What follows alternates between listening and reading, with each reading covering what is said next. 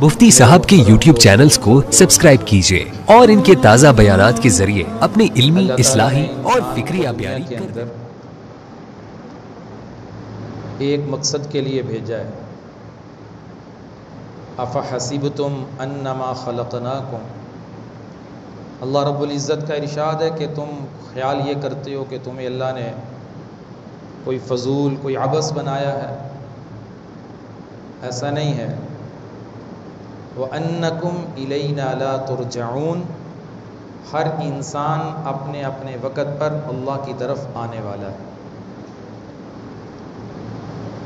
تو کائنات کی کوئی مخلوق بھی اللہ نے عبث اور فضول نہیں بنائی۔ کائنات کی ہر چیز کے پیدا کرنے کا ایک مقصد ہے، اور کائنات کی مخلوقات میں سب سے افضل جو انسان کو بنایا، اس کے پیدا کرنے کا بھی ایک مقصد ہے۔ وہ مقصد اللہ تعالیٰ نے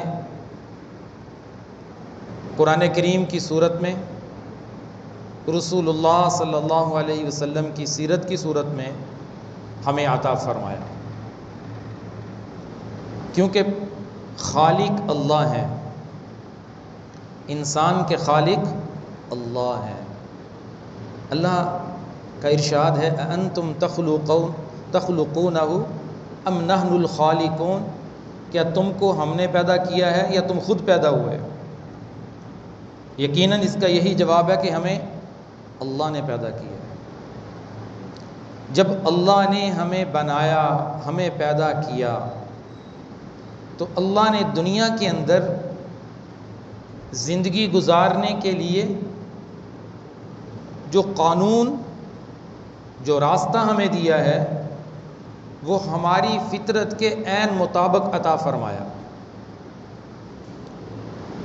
ہمیں ہر وہ چیز کرنے کا حکم دیا جو انسانی فطرت کے مطابق تھی، اور ہر اس چیز سے روک دیا جو انسانی فطرت کے خلاف تھی، کیونکہ بنانے والا فطرت کو جانتا ہے، اس کے علم میں ہے کہ میں نے انسان کو بنایا، کون سی چیز اس کے لیے فائدہ مند ہے، کون سی چیز اس کے لیے نقصان دہ۔ فائدہ مند چیز کا وہ حکم دیتے ہیں اور نقصان والی چیز سے وہ روک دیتے ہیں۔ دنیا کے اندر کوئی چیز بنانے والا جب چیز بناتا ہے، وہ ساتھ بتاتا ہے کہ اگر آپ اس چیز سے فائدہ صحیح طریقے سے اور دیر تک اٹھانا چاہتے ہیں تو تمہیں اس چیز کو ایسے استعمال کرنا ہے، یہ چیز اس کی فطرت کے مطابق ہے، تو تم اس سے فائدہ اٹھاؤ گے اور تمہاری یہ چیز دیر تک تمہارے استعمال میں رہے گی۔ اگر تم نے اس چیز کو میری بنائی ہوئی، بتائی ہوئی ترتیب کے مطابق استعمال نہ کیا، اس کے خلاف کیا، تو تم اس چیز سے فائدہ نہیں اٹھا سکتے۔ ہر جگہ یہ مثال دی جا سکتی۔ کوئی مشین بنانے والا مشین بناتا ہے، وہ اس کے ساتھ ایک بک بھیجتا ہے، اس میں سے ایک لیٹر نکلتا ہے، اس پہ ساری تفصیل لکھی ہوتی ہے، اسے استعمال کیسے کرنا ہے۔ اگر اس کے مطابق استعمال کیا جائے تو انسان اس چیز سے صحیح فائدہ اٹھا سکتا ہے، اگر اس بنانے والے کی ترتیب کے خلاف استعمال کرے تو فائدہ نہیں اٹھا سکتا، جلد خراب ہو جائے گی، نقصان ہو جائے گا۔ اسی طرح خلاق کائنات نے جب انسان کو بنایا تو انسان کی فطرت کے مطابق جو چیزیں تھیں، اللہ نے قرآن کی صورت میں وہ ہمیں عطا فرمائی، اور اس میں واضح کر دیا کہ یہ راستہ تمہاری فطرت کے مطابق ہے، اس راستے میں تمہاری کامیابی ہے، اس راستے میں تمہارے لیے سکون، چین، اطمینان ہے، اور یہ وہ راستہ تمہاری ناکامی کا ہے، تمہاری فطرت کے خلاف ہے، اس راستے میں تمہارے لیے بے چینی، بے سکونی اور بے اطمینانی ہے، اور پریشانی اور تکلیفوں کا سامنا ہے۔ اب دو راستے ہیں، وَهَدَيْنَاهُ النَّجْدَيْنِ، ہم نے انسان کی دونوں راستوں کی طرف رہنمائی کر دی۔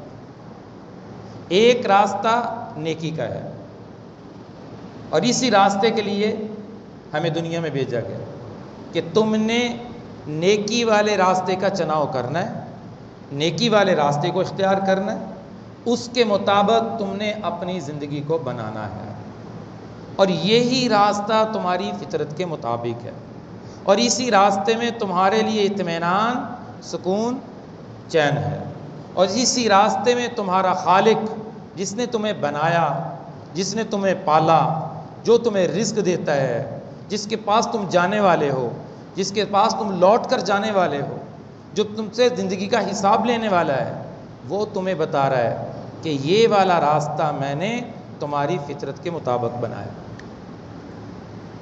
اب انسان اگر نیکی کا راستہ اختیار کرتا ہے تو اس کی زندگی میں اللہ تعالیٰ سکون، چین، اطمینان نصیب فرماتے ہیں،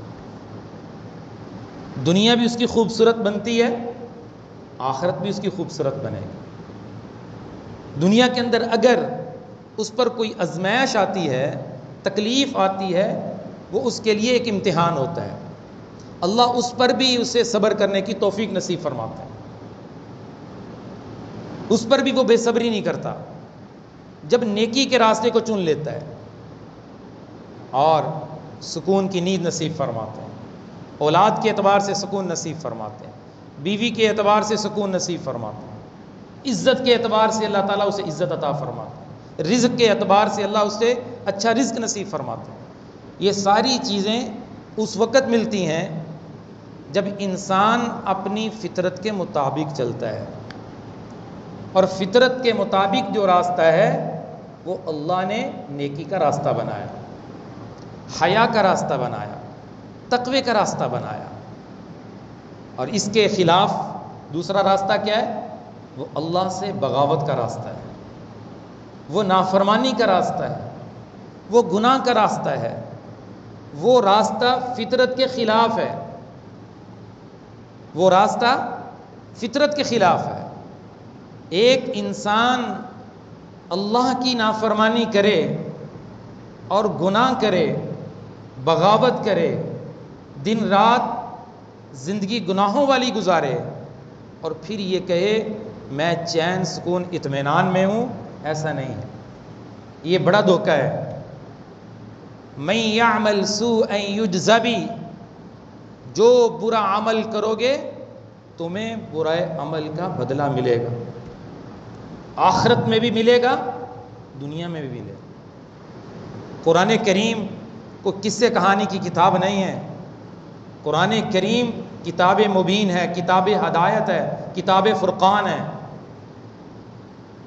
یہ اللہ نے جتنے واقعات بیان کیے وہ صرف ہماری معلومات میں اضافے کے لیے نہیں ہیں۔ لوگ کہتے ہیں شاید ہماری معلومات میں اضافے کے لیے ہے، قوم عاد آئی، یوں ہوا، یوں عذاب آیا، قوم لوط آئی، قوم سمود آئی، قوم شعیب آئی، بس یوں واقعات بیان ہوئے، انہوں نے نافرمانی کی اور عذاب آیا، ختم ہو گئے۔ ہمیں بتایا گیا ہے، ہمیں کیوں بتایا گیا ہے؟ سوال ہے، ہمیں کیوں بتایا گیا؟ ہمیں اس لیے بتایا گیا کہ اگر دنیا کی زندگی تم فطرت کے خلاف گزارو گے، گناہوں سے بھری گزارو گے، اللہ سے بغاوت کرتے ہوئے گزرے گی، تو تمہیں بھی ان قوموں کی طرح عذاب کا سامنا کرنا پڑے گا۔ ان قوموں نے جب اپنے اللہ کی نافرمانی کی تو اللہ کے عذاب کے کوڑے برسے، قوم سمود تباہ ہوئی، قوم عاد تباہ ہوئی، قوم لوط تباہ ہوئی، قوم شعیب نے کیا کیا تھا؟ ناپ تول میں کمی کی تھی، تباہ ہو گئی۔ بنی اسرائیل بڑی معزز قوم تھی، انی فضلتکم علی العالمین، اللہ نے سارے جہان پر اس قوم کو فضیلت دی، لیکن اب گناہوں کی وجہ سے، نافرمانیوں کی وجہ سے اللہ کی ایسی مار ان کے اوپر پڑی، ضربت علیہم الذلہ والمسکنہ، قیامت تک اللہ نے انہیں ذلیل و رسوا کر دیا۔ پوری دنیا میں کہیں بھی ان کی حکومت نہیں ہے یہودیوں کی، قیامت تک کے لیے ذلیل و رسوا ہو رہے ہیں۔ بنی اسرائیل میں جو ان کی حکومت قائم ہے وہ امریکہ کے بل بوتے پہ قائم ہے، آج امریکہ ہاتھ کھینچ لے صفر ہے۔ تو میں عرض کر رہا تھا کہ جو نافرمان قومیں ان کے اوپر دنیا کے اندر جو اللہ تعالیٰ کی طرف سے عذاب کے کوڑے برسے ہیں وہ اس وجہ سے کہ انہوں نے فطرت کے خلاف زندگی بسر کی، اللہ کے قانون کے خلاف انہوں نے راستہ اختیار کیا، اللہ کا عذاب آیا۔ قارون کے پاس کو خزانے کم تھے، اس کے خزانوں کی چابیاں اونٹوں پہ لا دی جاتی تھی۔ ان قارون من قوم موسیٰ فبغى علیہم وآتیناہ من الکنوز ما ان مفاتیحہ لتنوء بالعصبۃ اولی القوہ۔ لاؤ کو ایسا بزنس مین جس کی چابیاں اونٹوں پہ گاڑیوں پہ لا دی جا رہی ہیں، اتنے بڑے بڑے اس کے خزانے تھے، لیکن جب اسے کہا گیا اس مال میں اللہ کے راستے میں زکوٰۃ دو تو کیا کیا اس نے؟ نافرمانی کر دی۔ یہ حکم فطرت کے خلاف، فطرت کے مطابق تھا، اس لیے توڑ دیا۔ نتیجہ کیا نکلا؟ فخسفنا به وبداره الارض، زمین میں اللہ نے دنسا دیا، خزانوں کے ہوتے ہوئے دنسا دیا، دنیا کے مال جائیداد کے ہوتے ہوئے زمین میں دنسا دیا گیا۔ جو دنیا کے اندر اللہ کے بغاوت بھری زندگی بسر کرتا ہے میرے بھائیوں، من یعمل سوءا یجز بہ، اسے اس کا نتیجہ دنیا کے اندر بھی ملتا ہے، آخرت میں بھی ملے گا۔ ایسا نہیں ہے وہ کہ میں نافرمانی بھی کر رہا ہوں مجھے تو کچھ نہیں ہو رہا، ایسا نہیں ہے۔ صرف اللہ نے ایک فیصلہ فرمایا اپنے حبیب کے صدقے، اپنے حبیب کے صدقے، اپنی حبیب کی امت کو صلی اللہ علیہ وسلم اس طرح تباہ نہیں فرمائیں گے جس طرح قوم عاد کو تباہ کیا، قوم سمود کو تباہ کیا، قوم لوط کو تباہ کیا۔ یہ اللہ تعالیٰ نے یہ نظام ختم فرما دیا، یہ اس طرح آنے والے عذاب کے فیصلے کو روک دیا۔ وہ کس کے صدقے؟ اپنے محبوب کے صدقے۔ ما کان اللہ لیعذبہم وانت فیہم، قوم نے مطالبہ کیا تھا، مکہ والوں نے مطالبہ کیا، اگر آپ سچے نبی ہیں اور ہم تو آپ کی بات نہیں مان رہے تو پھر کون اپنے اللہ سے عذاب لے کر آئے؟ تو اللہ نے قرآن کی یہ آیت نازل فرمائی، ما کان اللہ لیعذبہم وانت فیہم، اے نبی جب تک آپ اس قوم کے اندر ہیں اللہ عذاب نہیں بھیج سکتا، اللہ عذاب نہیں بھیجے گا۔ اللہ نے قرآن میں عذاب کو روکنے کے دو سبب ذکر کیے، وما كان اللہ معذبہم وہم مستغفرون، کہ اگر جب تک آپ ان میں ہیں تب بھی عذاب نہیں آئے گا، جب تک قوم استغفار کرے گی اللہ تعالیٰ عذاب کو روک لیں گے۔ یہ مدینے والے کی برکت ہے کہ اللہ کے عذاب کے فیصلے ٹلے ہوئے ہیں، رکے ہوئے ہیں، وگرنہ وہ سارے کام اس قوم کے اندر ہو رہے ہیں جو کام پہلی امتیں کیا کرتی تھی۔ قوم عاد، قوم سمود، قوم لوط، قوم شعیب، کوئی بے حیائی کا ارتکاب زیادہ کرتے تھے، کوئی ناپ تول میں کمی کرتے تھے، کوئی تکبر کرتے تھے، گناہ زیادہ تھے لیکن کوئی گناہ ان کا ایک ایک گناہ زیادہ واضح تھا، اللہ نے تباہ کیا، برباد کر دیا۔ تو وہ کام اس امت میں بھی ہو رہے ہیں، لیکن اللہ کے حبیب صلی اللہ علیہ وسلم کے صدقے اس طرح یہ قوم کو اللہ تباہ نہیں فرمائے۔ تو میں عرض کر رہا تھا کوئی یہ نہ سمجھے میں تو نافرمانی کرتا ہوں، میں نماز نہیں پڑھتا، میں فلاں گناہ کرتا ہوں، میں فلاں گناہ کرتا ہوں، میری زندگی سکون میں، ایسا نہیں ہے۔ اللہ کی طرف سے دنیا کے اندر گناہگار کو سزا دینے کے 3 طریقے ہوتے ہیں۔ ایک طریقہ یہ ہوتا ہے کہ اللہ فوراً تنبیہ کرتے ہیں، اسے نکیر کہتے ہیں، تنبیہ اور نکیر ہوتی ہے۔ گناہ کیا، کسی پریشانی کا سامنا آ گیا، گناہ کیا نقصان ہو گیا، کسی کا جھوٹ بولا نقصان ہو گیا، کسی کو دھوکہ دیا نقصان ہو گیا، فوراً پکڑ۔ انسان سمجھدار سمجھ جاتا ہے کہ میرے ساتھ جو حالات یہ بن رہے ہیں یہ کسی گناہوں کی وجہ سے مجھے توبہ کرنی چاہیے۔ اور کبھی اللہ کا معاملہ یوں ہوتا ہے کہ گناہ گار کو اللہ ڈھیل دے دیتے ہیں، اس کو کہتے ہیں تاخیر، کہ اس کے اوپر اللہ کی پکڑ تاخیر سے آتی ہے۔ جوانی کے گناہ ان کے اثرات جا کر بڑھاپے میں ظاہر ہوتے ہیں.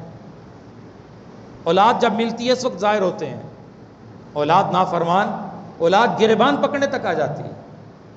بیوی نافرمان، اولاد چھوڑ دیتی ہے، بیوی چھوڑ دیتی ہے. اور سب سے مشکل وقت یہ اس وقت گزارتا ہے جب سب ساتھ چھوڑ دیتے ہیں. ہم نے دیکھا معاشرے کے اندر جنہوں نے اپنی ابتدائی زندگی میں بغاوت میں گزاری، کوئی توبہ نہیں کی، کوئی استغفار نہیں کیا، ان کی زندگیاں بڑی مشکل. اور جنہوں نے اپنی خوشی کی تقریب، نکاح شادی کے موقع پہ اللہ سے بغاوت کی، خوشی میں آ کر اللہ کی نافرمانی کی، خوشی میں آ کر اللہ کے حکم کو توڑا، بے حیائی کے کاموں کا ارتکاب کیا، ان کی زندگی بعد میں دیکھ لیں کتنی مشکل میں گزرتی. ہم اپنی آنکھوں سے دیکھ چکے ہیں. ہم سے لوگ مسائل پوچھتے ہیں، ان مسائل میں پتہ چلتا ہے کہ انہوں نے خوشی کے اندر آ کر اللہ سے بغاوت کی، آج ان کے ساتھ یہ حالات پیش آئے. دنیا کا مال دولت یقین سے کہتا ہوں سکون نہیں دے سکتا، چین نہیں دے سکتا، نیند نہیں لا سکتا.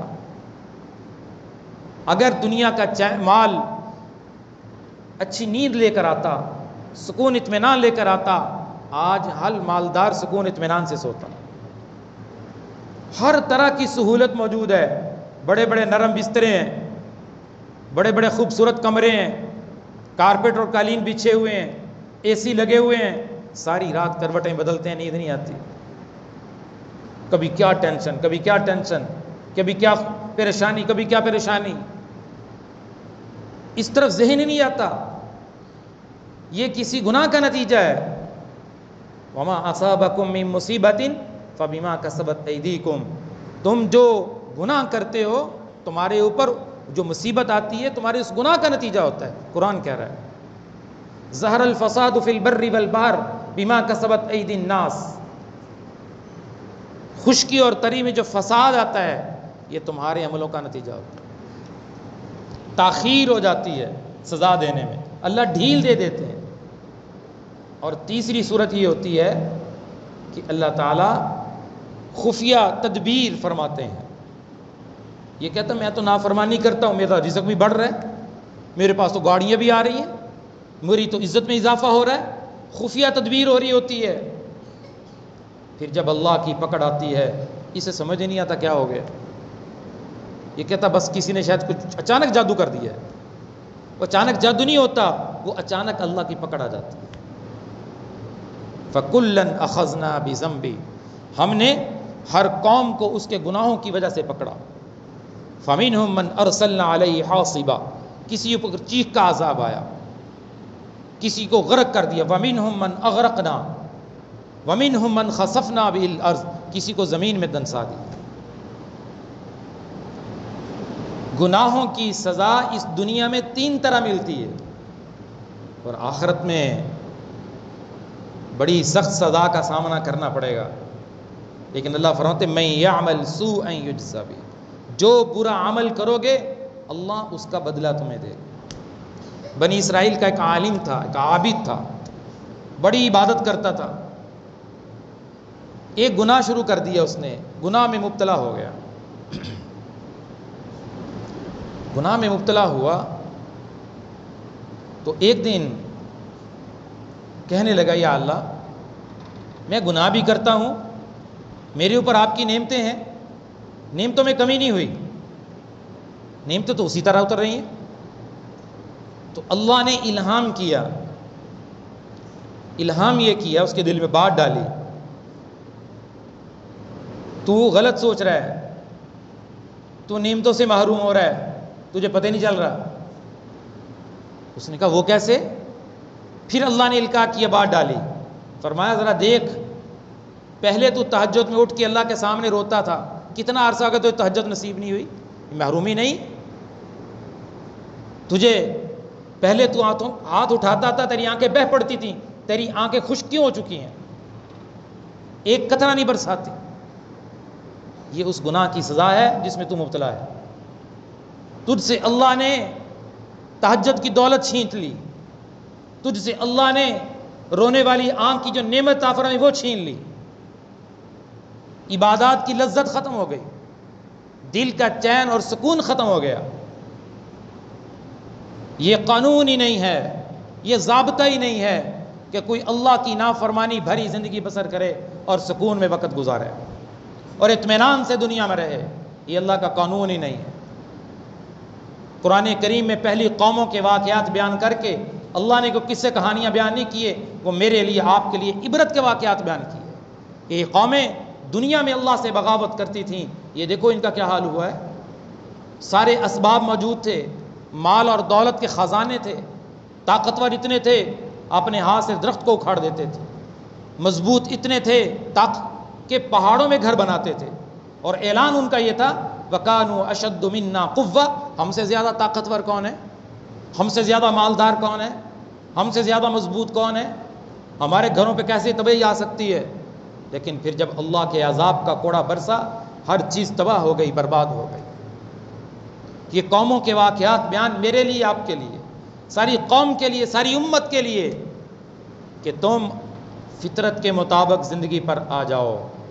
جو اللہ نے فطرتی زندگی تمہیں دی ہے، تمہاری فطرتی زندگی قرآن والی زندگی ہے، تمہاری فطرتی زندگی رسول اللہ صلی اللہ علیہ وسلم کی سیرت والی زندگی ہے، نیکی والی زندگی ہے، ہدایت والی زندگی ہے۔ یہ تمہاری فطرت کے مطابق ہے۔ تم اپنی فطرت پر واپس پلٹ آؤ تو دیکھو اللہ تمہارے ساتھ کس قدر رحمت کا معاملہ فرماتا ہے۔ جب تک تم گناہوں سے باہر نہیں نکلتے، جب تک تم اللہ سے بغاوت سے باہر نہیں نکلتے، تم فطرت کے خلاف چل رہے ہو، اور فطرت کے خلاف چلنے والی ہر چیز ناکام ہوتی ہے، تباہ ہوتی ہے، برباد ہوتی ہے۔ دنیا کی کوئی چیز لگا لیں، تو جب انسان کو اللہ نے بنایا تو اس کو وہ چیزیں عطا فرمائیں جو اس کی فطرت کے عین مطابق تھی۔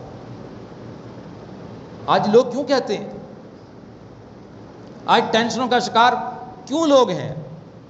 اس طرح بالکل ذہن نہیں جاتا، کبھی محاسبہ نہیں کرتا، مراقبہ نہیں کرتا میری زندگی میں کتنے بڑے بڑے گناہ چھپے ہوئے ہیں، کتنے بڑے بڑے گناہ میں لوگوں کے سامنے کر رہا ہوں، کس قدر میں لوگوں کے ساتھ فراڈ اور دھوکہ کر رہا ہوں، کس قدر میں 2 نمبر کام کر رہا ہوں، کس قدر 24 گھنٹے کی زندگی میں جھوٹ بول کے اپنا مال کماتا ہوں، کس قدر میں رشوت کا بازار گرم کیے بیٹھا ہوں، کس قدر میں اپنا گھر میں آنے والا رزق حرام لے کر آتا ہوں۔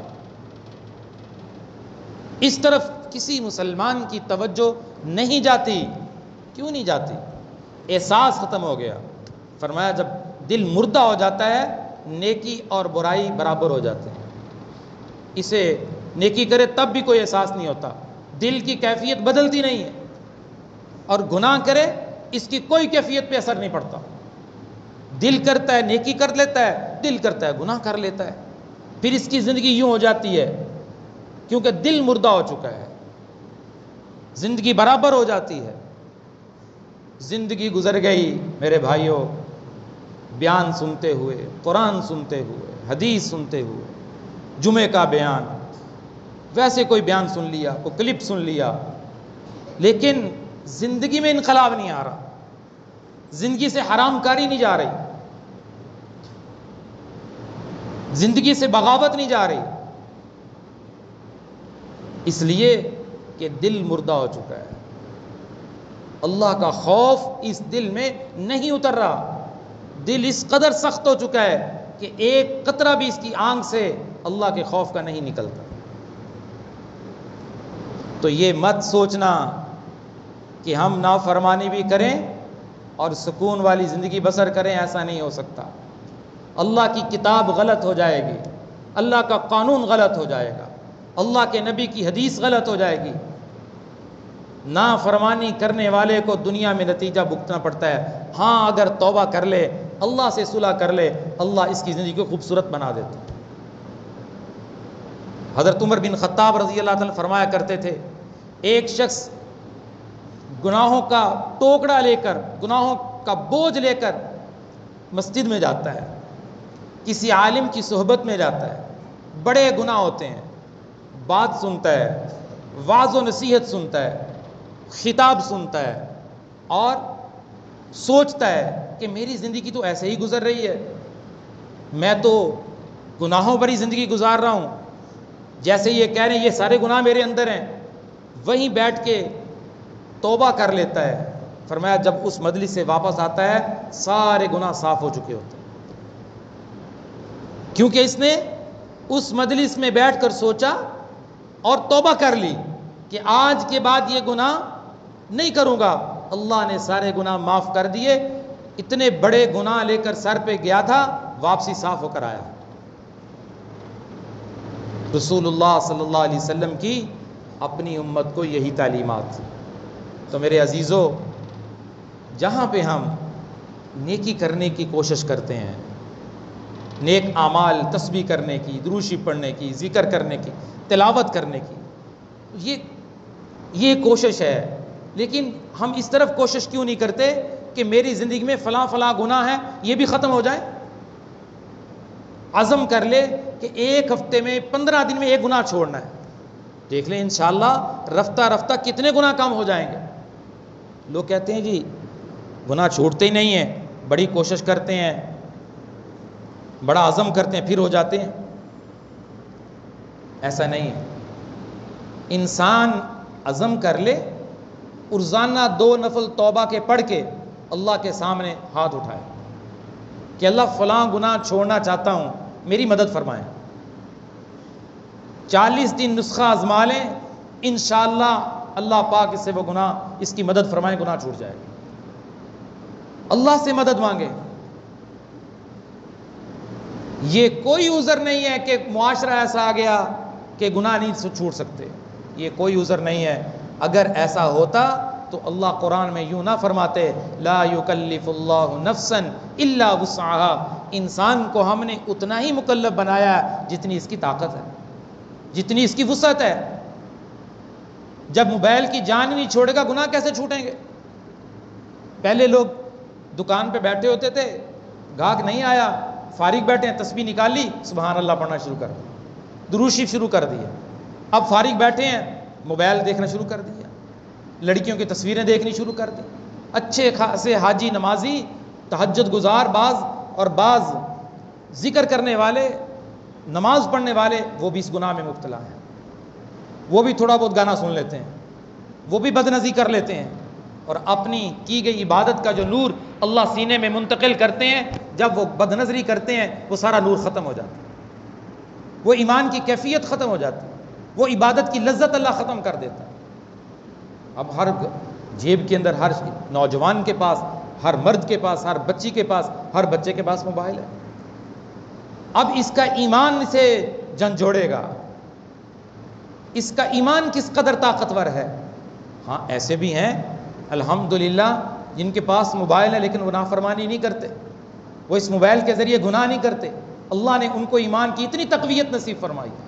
لیکن اچھے خاصے نوجوان بظاہر ماشاءاللہ اچھے نظر آتے ہیں، ان کے موبائل کھول کے دیکھ لو، لڑکیوں کی تصویروں سے بھرے ہوئے ہیں، اللہ کی نافرمانی سے بھرے ہوئے ہیں، گانوں سے بھرے ہوئے ہیں، فلموں اور ڈراموں سے بھرے ہوئے ہیں۔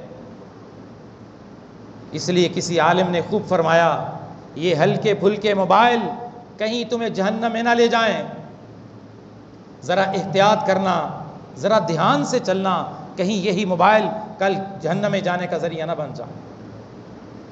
تو میرے بھائیوں، ہم نے نیکی کے ساتھ اپنی زندگی سے گناہوں کو نکالنے کا عزم کرنا ہے۔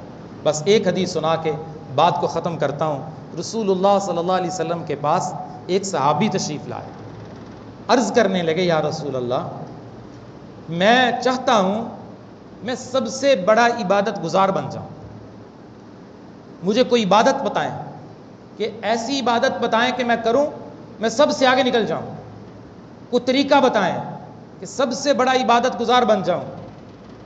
آپ نے کیا فرمایا؟ فرمایا تو اللہ کی نافرمانی کو چھوڑ دے، اللہ کی حرام کردہ چیزوں کو چھوڑ دے، تو سب سے بڑا عبادت گزار بن جائے گا۔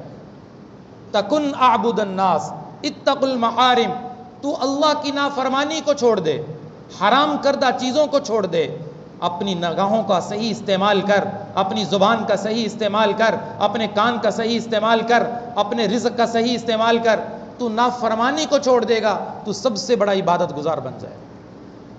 ہم سے کوئی پوچھتا ہم نے کیا کہنا تھا کہ رات کو تہجد پڑھا کرو، دن بھر روزہ رکھا کرو، رات بھر نفلیں پڑھا کرو اور دن بھر تلاوت کیا کرو، عبادت گزار بن جاؤ گے۔